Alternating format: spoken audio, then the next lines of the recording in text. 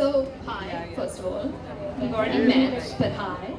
All of a sudden, of course, you have to wake up early, you have to follow the instructions given by the producers and everyone else. So, but it's fun as you start developing this love for your work. It doesn't matter what time you have to wake up. You have to be brilliant in what you're doing, and for that you have to love your work. So I feel if you love your work, it doesn't matter, no matter what comes up, the difficulties, everything else. It's just you have to do it. Not that I'm saying that I have to do it because it's there, it's an instruction, doesn't matter whether you like it or not, but you eventually you end up falling in love with your work.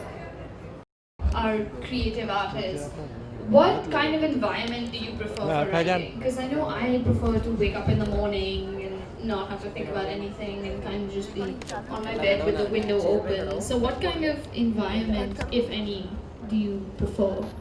I really need my own space before I actually, if it's a difficult scene where a lot of emotions are involved, I really need my own space at times. And I would rather prefer sitting in one room, dark room, and trying to. That is just Snapchatting all day. Agni, I'm looking at you. I am also on Snapchat. Thanks. What is the question? The question is what Snapchat distracted. What inspires you to go beyond the Snapchat story? Nothing really inspires me. I mean, I really want to get out of social media, but I don't know. Nothing really inspires me. I'm so boring in life. Nothing inspires me at all.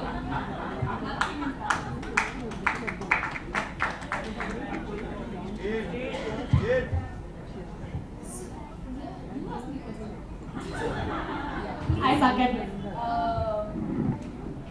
What inspires you? Oh, okay. I was not expecting that question. That's deep. Now you know. Now, yeah. Give me a minute. I'm working on it. I guess just the fact that when you write a story worth telling, it becomes something that people can actually read and enjoy, and it could possibly become part of their lives in a way that you would never even have guessed. So I guess when the story becomes a story worth telling, that's when you know that you should write it. I guess that's what I mean. That's why Kashmir? Why did you choose Kashmir for your novel?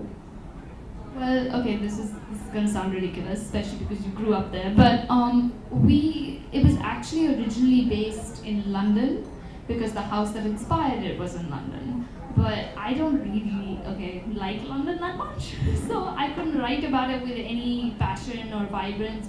So then Mom was the one who said, maybe you should just set it in India.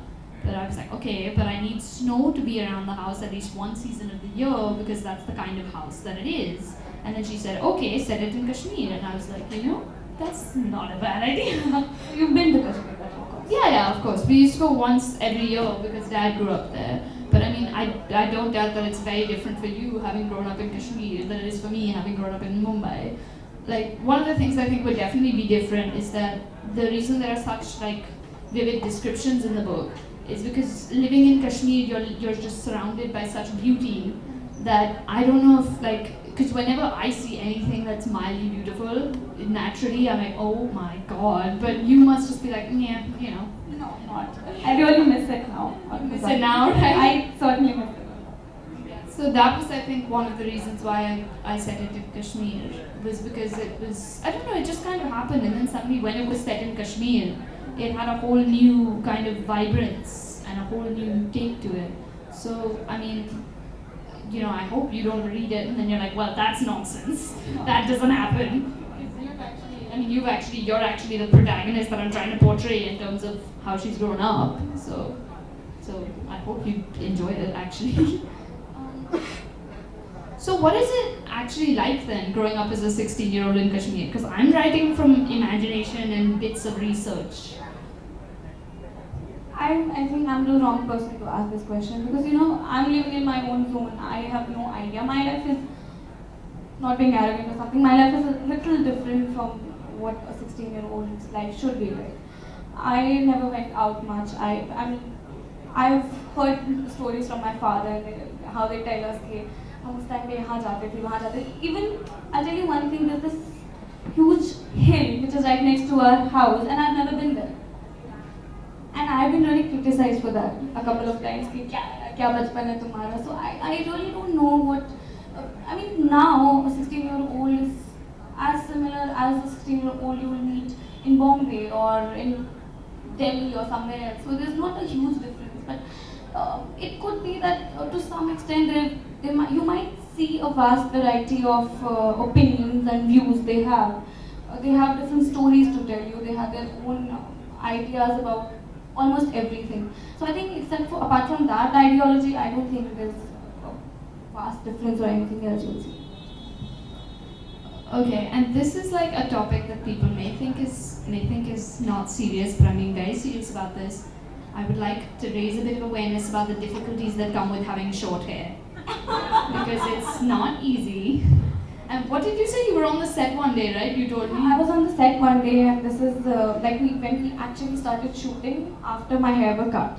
And I was very excited. Oh wow, I'm in a movie. Why don't people come up to me and click pictures with me? So this first experience of my first picture, where this little kid comes to me and he's like, "ये तो Aamir Khan film में है ना? ए भैया मेरे साथ एक photo खिंचाओ ना." It's like I was taken aback for 10 minutes and I didn't talk to anyone for an hour. I mean it. I didn't talk to anyone. I sat in my van and I was like, I'm not coming out of this place. No, I went to the ladies' bathroom and I'm just trying to wash my hands. I'm not trying to get into this screaming kid in the corner. And the mother is just like, can you please calm down? It's not even that big of a deal. I don't know what they were talking about. And then the kid goes, but mommy, he's not even supposed to be in here. And I was like, excuse you. So yeah, it's way tougher than people think it is, first of all. Although I've seen you in long hair, but you look really good. Chocolate. Thank you. But at least yours is now there's nobody mistakes you anymore for a guy, right? Now that it is grown, yeah. Fortunately, it's been a year now. I don't know, I don't want to grow it out though, because then it'll be like that awkward length where it's like kind of an Indian style afro, but like it's weird and then Racist. No, but it's true. I don't know how that's gonna work out. So yeah, but also, I just remembered, I wanted to ask you this. You told me that you had a kitten. Yeah. And how do pets... I have it. Have. Kill her. I take it back. You have a kitten. How do pets help in the creative process? Because I know we have 6 dogs and they are just, they're crazy, but they help sometimes. I don't know how they help in the creative process, but they really help you in, they build your emotions. I mean, they lift your mood. They really lift your mood. That's all I can say. Yeah, that's true. Like at the end of a long day, just a face full Lift your of mood a fur. lot. Especially when you don't have. Come on. What about me? Now that I know What am you, I, a potato? now that I know you, but back in Kashmir, I don't really have friends to hang out. So I prefer staying back at home with my kitten. So I love it. So, you haven't thought of a name for your kitten yet, right? No, I haven't. Okay, so she's black, right? Yeah, she's black. So if we have any suggestions. Okay. So, okay. Let me think. Wait, give me a minute. It'll come to me. Midnight's cliched, right? Midnight is it's too long. What's too long? It's too long. All of her. No, that's so weird. That's a really bad idea. Why on earth? What? No, please don't. Are you deleting cats by any chance? No, but I'm just saying, why would you want to call it me? What? Daystar. That's not bad. Star. Yeah, Star's not bad. But she's black. Hold on, how's that gonna work? You racist. I'm not. It's black first. What am I gonna do about that? I get that a lot. Your cat is so manmoose. That is the actual word they use. She's so scary. That's so mean. Not a racist. I'll never forgive you. Neither will my cat. Message to all people that have hated on her cat. She does not forgive and she does not forget. Okay. So just to end, I guess I would say, is there anybody who inspires you, or just any, not even somebody that you know, somebody you don't know, an artist you admire, anything really? Not sounding cheesy or anything, but you really inspire me. Ever since I've met you, you really do. Okay, this was not planned. This was not planned, of course. I did not know she was going to say this. Okay, now what am I supposed to say now? Yeah, you put me in such a tough position. I don't know. I can't even articulate what I the kind of respect, and I was in awe of you when I met you. No, don't say stuff like this. Now I have to respond properly and be all politically correct. I understand. I understand.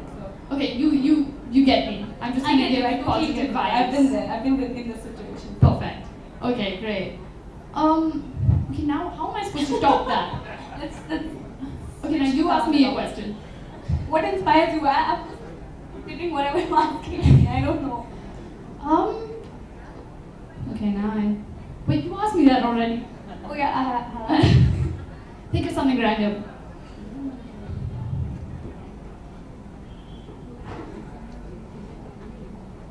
I'm so sorry. I'm so bad at asking questions. I'm so sorry. Okay, wait.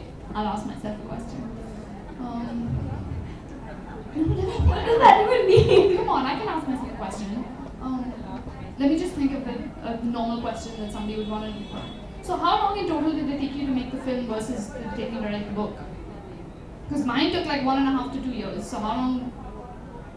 I really don't know. See, there's a difference in writing and when you act. So I can only talk about my part. Yeah. Because I was not involved in the whole part. Yeah, the whole preparation or whatever. So I was only involved for 8 months.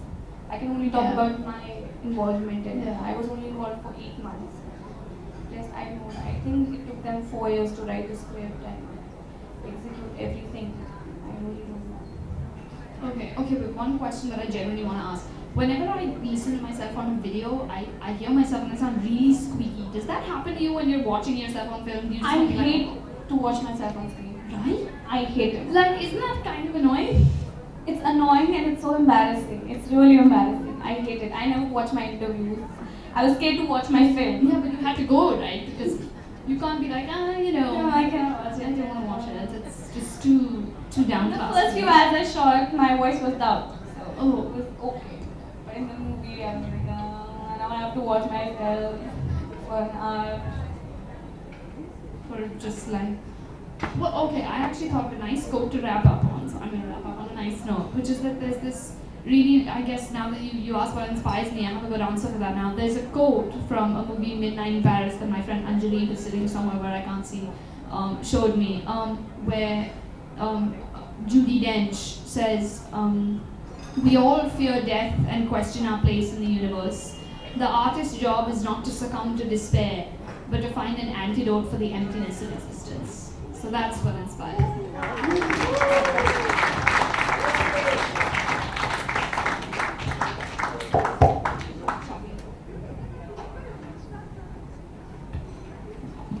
On that inspiring note, thank you, Zuni and Zaira.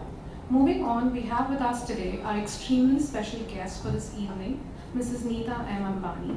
Mrs. Ambani is an educationist, philanthropist, businesswoman, and a noted proponent of sports. She is the founder and chairperson of Reliance Foundation, which has impacted lives of over 10 million people across India. A teacher at heart, education has always been Mrs. Ambani's foremost passion. She is the founder and chairperson of Dhirubhai Ambani International School, India's #1 international school, and that provides leadership to 14 schools that educate 16,000 students annually. Mrs. Ambani leads the Sir H.M. Reliance Foundation Hospital in Mumbai, which provides affordable international quality healthcare. Last year, Mrs. Ambani was elected as a member of the International Olympic Committee.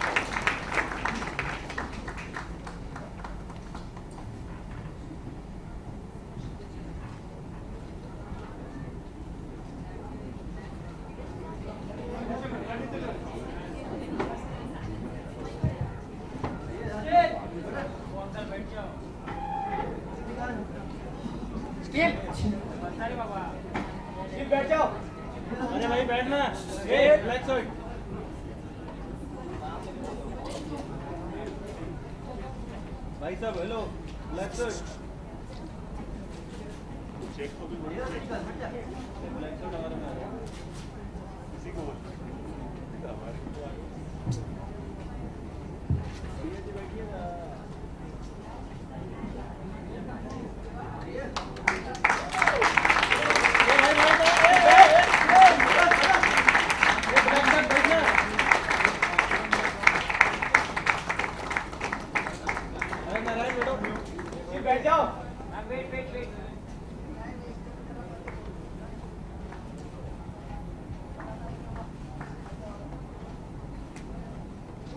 बैठना यार। Big round of applause.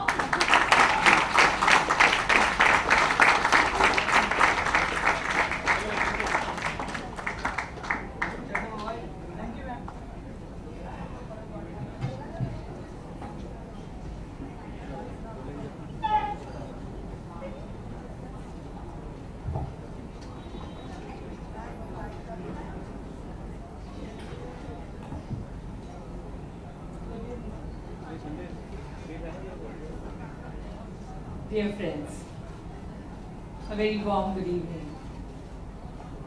This evening, we have all gathered here to celebrate our young star, Zuni.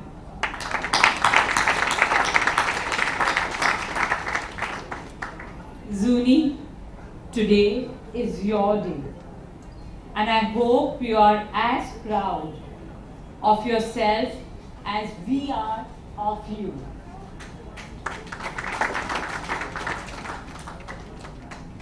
What can I say, Zuni? This evening fills me with nostalgia and brings fond memories of your childhood. I have known Zuni since the day she was born. Literally a tiny bundle of joy born to Anu and Vinod. She has grown quickly and blossomed in front of my eyes. I still vividly remember Zuni as a shy, frail 4-year-old when she joined Dhirubhai Ambani International School. But even as a young girl, I could see the spark in her. Her innate ability to express herself and craft words was truly marvelous. An avid reader and a talented writer, full of imagination, wit, and humor, Zuni has always been a teacher's delight.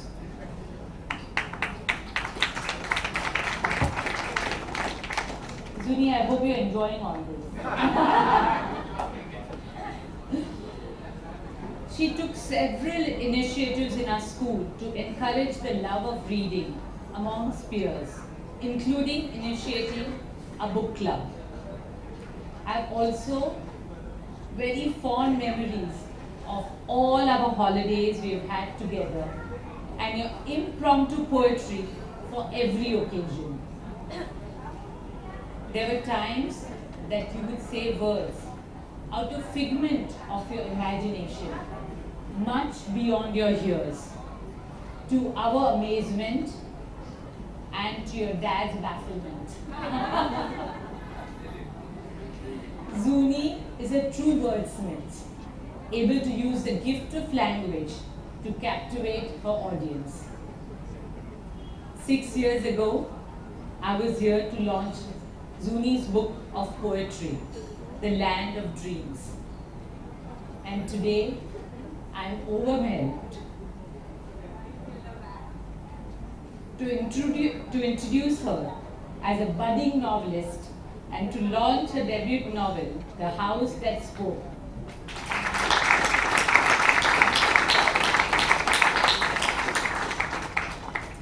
It is truly an extraordinary achievement at the age of just 15.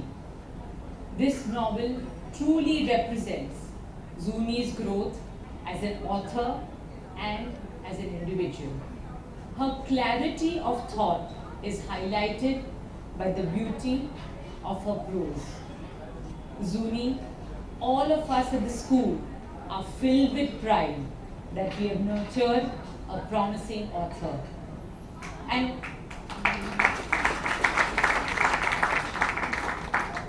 an author who will make waves not only in India but on the world stage. This is also the time to appreciate Anu and Vinod.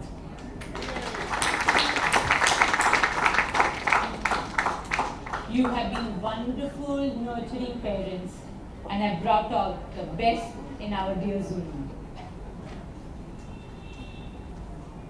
I'm sure Zuni's success will inspire many more girls and boys to follow their hearts and chase their dreams. Amongst the greatest joys of my life has been the blessing to be able to nurture hundreds of young girls and boys at our school. Every single day, I'm overwhelmed and inspired by their innocence, positivity, and enthusiasm.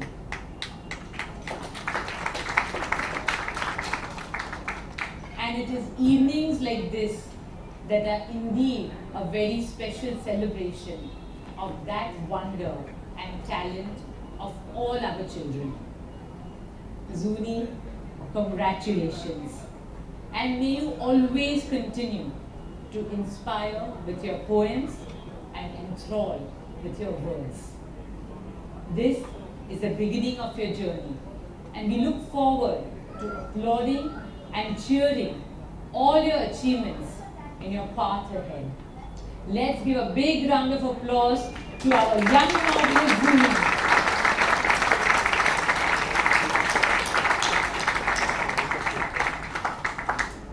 I also want to take a moment to congratulate another inspiring young girl, Zaira, whose performance in Dangal was so impactful and touching.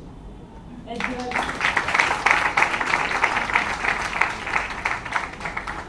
Zaira and Zuni, I truly enjoyed your conversation today, from your differences to your inspirations. But what really struck me is that all children, whether they grow up in Kashmir or in Mumbai, are the same.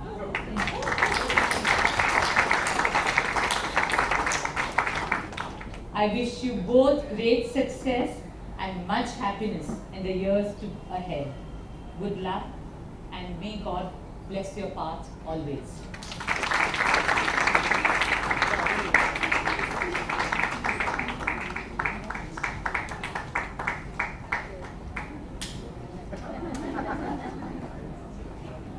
Thank you so much, Mrs. Nita Ambani, for giving a really inspiring speech. Please, a huge round of applause for her, please. And now we would request Zuni Chopra to read from her book, The House That Spoke. Come on, a huge round of applause for her as well. Please feel free to clap. Thank you.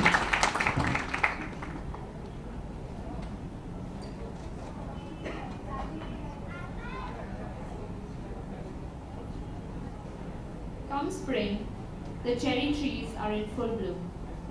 Their fragile blossoms are silvery and white. Ruby red roses dot the bushes, and butterflies flutter in and out of the vines that grow around the house. The nargis send their heavenly fragrance to mesmerize onlookers. The peppery smell of Mars tomato plants are in sharp contrast. Crunchy crimson and light green apples burst through the scintillating scents of the garden. The leaves of the plants surrounding us are vivid evergreen. They shine like newly minted silver when the clouds sprinkle water upon their crisscrossing network of roots. The hibiscus flowers are a pearl white and a blush pink, with an exquisite aroma that causes me to become lightheaded. The pine trees that lie dotted over the landscape reach upward to touch the sky and rain needles upon the grassy floor. This is my home. It speaks to me. This is the house that takes me in when I've had enough of the world. This house is the pearl that resides in the oyster of my heart. Though all must someday waste away, and the world will someday end, this house will live on till the days vanish into ash, and time and death, brothers in arms, engulf the rest of the world.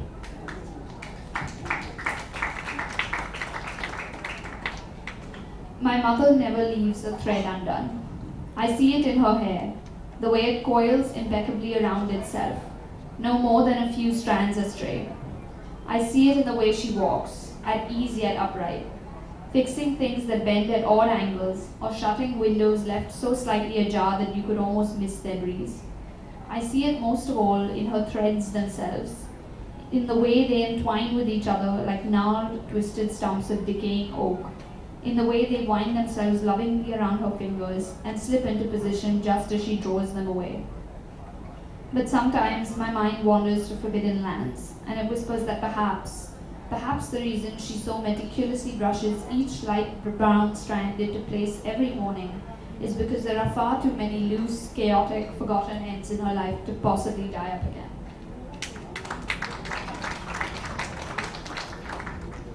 The fresh autumn morning was just beginning to bloom.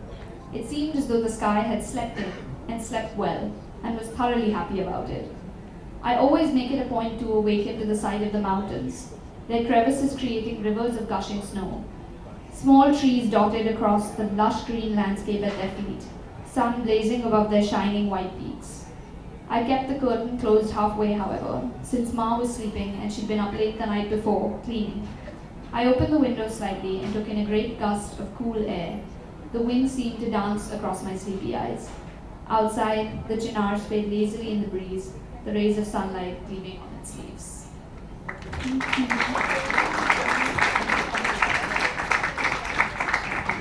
Thank you so much, Zuni. Please, again, the usual applause for our talented Zuni Chopra over here. Now, I would like to call upon Mr. Kinjal Shah, who is the CEO of Crossword Bookstores, to come here and present token of appreciation for our honorable guest and our wonderful author. Please, a huge applause for him as well. For Mrs. Nita Ambani, please clap, everyone.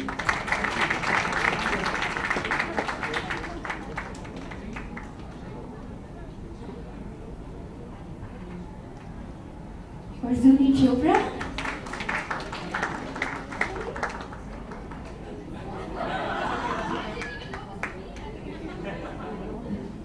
And for Zaira Waseem.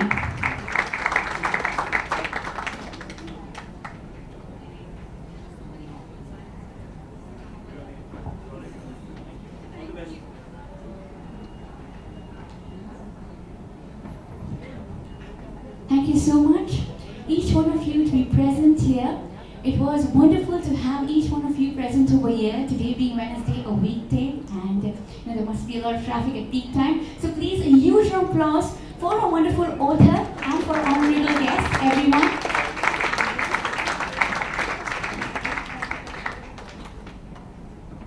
And can we request all our guests to be on stage for one photo, and then there will be book signing by our wonderful Zuni Chopra. Can we have a photo of all of you? Thank you.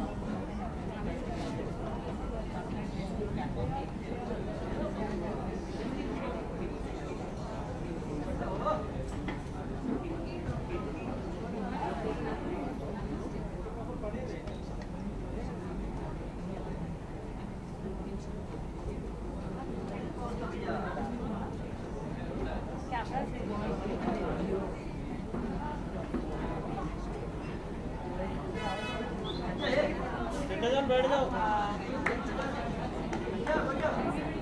बैठो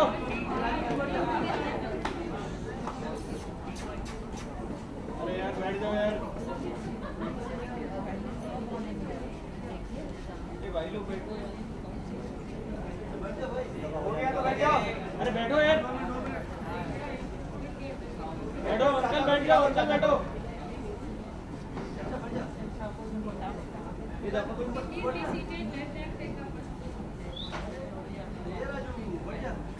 Please settle down. Everyone will get the opportunity for the pictures and the video. It's a request. Please calm down. Now, can we have a round for the electronic media, please?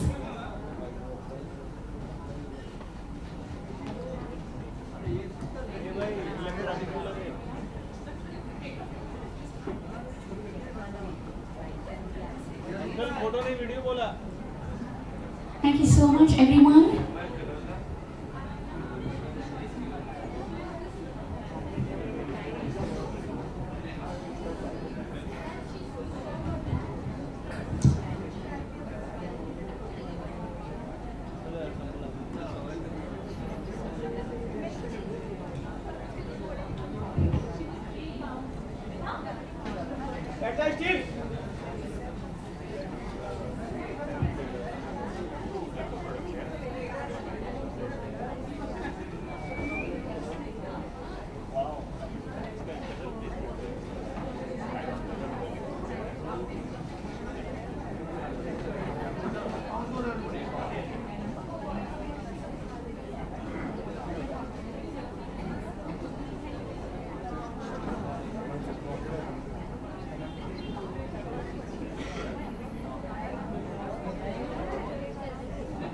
Jasvir आप जूनी के साथ रहो please सुन मैं book लेके आता हूँ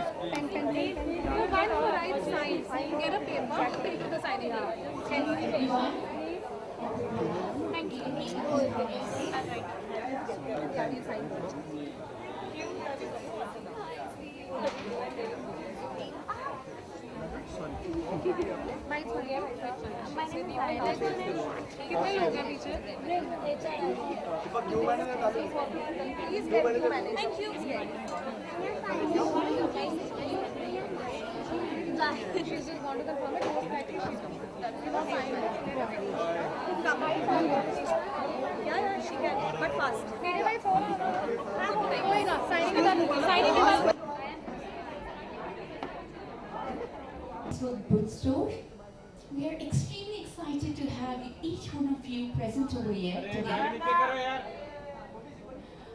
Crossroad aims to be a point of cultural and social interaction, where authors and poets hold court, where children are regaled, where people gravitate to be informed, to be entertained, even enlightened. I'm glad to announce that we also have the CEO of Crossroad Bookstore present over here with us. Can we have a huge round of applause for Mr. Kinjal Shah, who's the CEO of Crossroad Bookstore?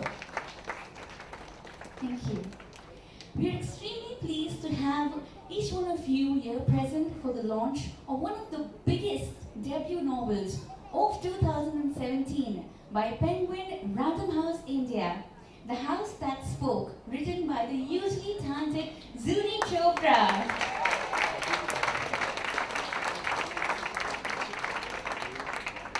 Penguin Random House India is the subcontinent's largest English language trade publisher. The company publishes over 250 new titles every year and has an active backlist of 3,000 titles. And today, we have with us Ms. Priya Kapoor, who is the Senior Manager Marketing of Penguin Random House India, to take the evening ahead. Can we please have you? You can clap please for her. Distinct writing style that is poetic and absolutely captivating, and is sure to appeal to a wide range of readership. In conversation with Zuni today, we have a very gifted actor, Zaira Waseem, who has gained tremendous popularity in a short span of time. She was recently seen in super blockbuster Dangal as young Gita Fogart and has won many hearts with her stellar performance. Over to you, girls.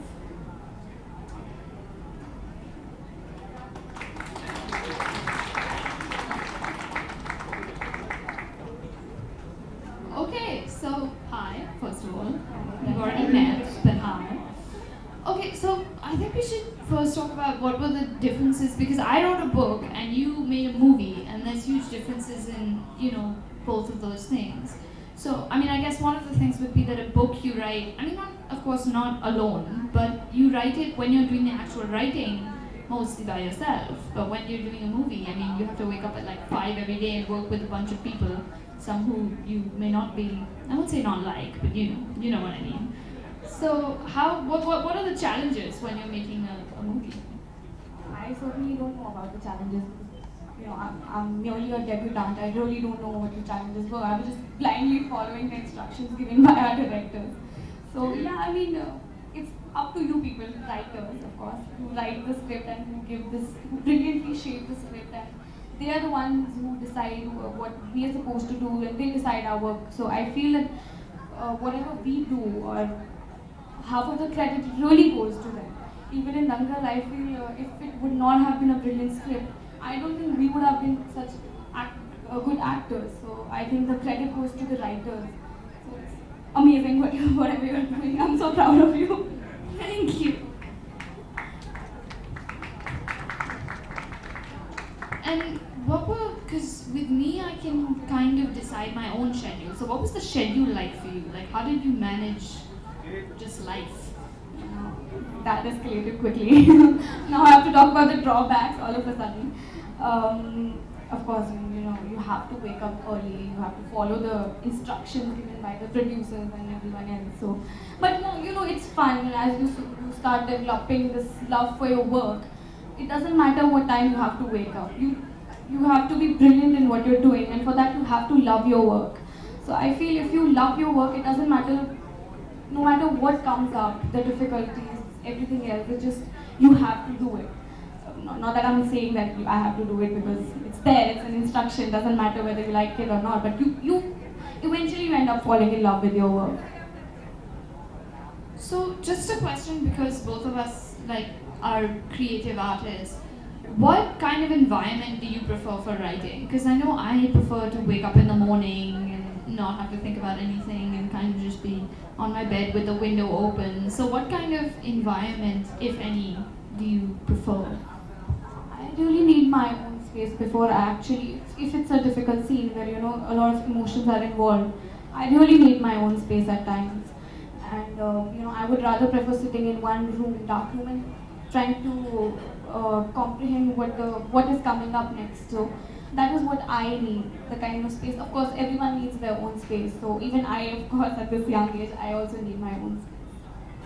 True. So what kind of research did you do just to get into the role of any character? How do you? Nothing. Nothing. Nothing. It was just, I was just called for an Amir Khan movie. That was it. That was my moment. Oh, it's an Amir Khan movie. Let's go. Doesn't matter what it is. So. Wow, that's I should try that. What am I doing? No, I'm doing everything wrong clearly. So what in I mean, of course, you just kind of answered my question, but what kind of inspires you to make great art? As opposed to just Snapchatting all day. Agni, I'm looking at you. Yeah, I am also on. Thanks. What is the question? The question is what Snapchat inspires distracted. what inspires you to go beyond the Snapchat story? Nothing really inspires me. I really want to get out of social media, but I don't know. Nothing really inspires me. I'm so boring in life. Nothing inspires me at all.